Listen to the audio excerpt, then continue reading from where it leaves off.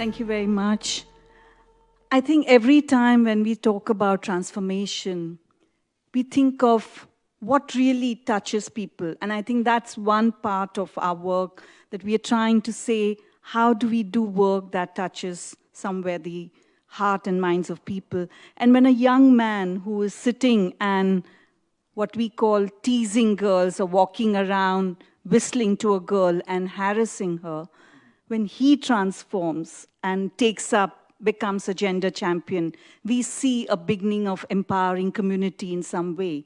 But like what everybody is saying, that we have so many examples of such empowering communities, but the challenge in front of us is how do we redefine communities and how we talk about a larger dialogue of community in our cities. So we have individual communities that a lot of us have worked, and we have worked for many years and got a lot of young people to participate, young men to be part of this dialogue.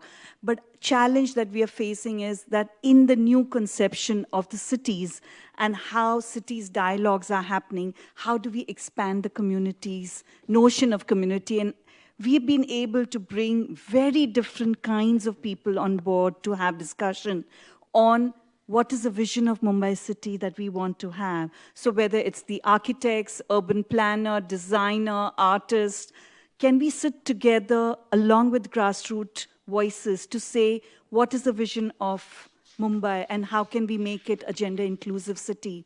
And like what Caroline said, 9-year process, we had almost 5-year process of fighting with the municipal corporation on their vision of Mumbai city, which was just high-rise building taken over by the land mafia, to say, how can we really make it a gender-inclusive city? And our effort has been really to redefine what does planning mean, what does infrastructure and gender inclusion mean, what does design and gender inclusion means. So to take every part of the city planning and say, how do we really bring women's voices in each of them? So for example, we try to say that the whole planning principle in most of the cities is that you divide the residence and commercial areas into two separate things.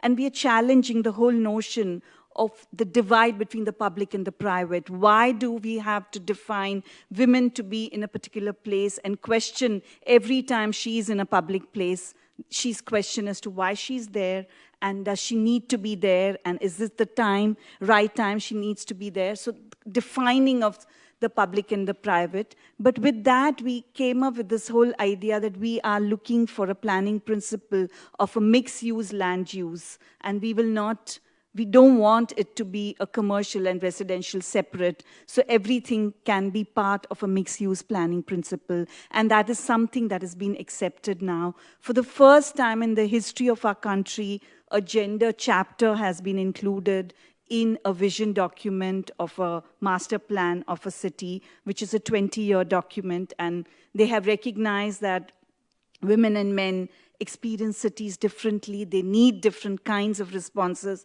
and then how do we take a kind of recognition that women require different input into the city to what can be the vision that we want. So we actually came up with many, many demands, and what has been very interesting is that we took the angle of how do we increase the workforce participation of women. What's the vision of a city where a woman cannot go to work? So what does it mean for mobility? What does it mean for working place? What does it mean for housing? What does it mean? So just taking that angle and allowing a conversation on what that means for the whole city and changes that it can bring. So it brought in the whole idea of multi-purpose housing as a new way of rental housing. Can we include that? Can we include care centers? Can we include skill centers where women will be skilled to build a new kind of workforce?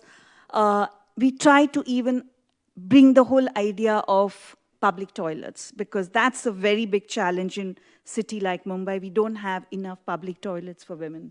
So how can women be out in the city if you don't have public toilets? So each and every aspect of what we believe is gender inclusion, we try to bring in and have a conversation, but that was only possible not only because we had grassroots voices, but because we had women from every walk of life coming together, including women politicians, including celebrities, including women from like art world and everywhere. So how do we bring this kind of conversation together so that we can bring and move the larger agenda in a city framework? And as was said already, that we are going to have more and more cities. So I think our voices have to be much more louder. Thank you very much.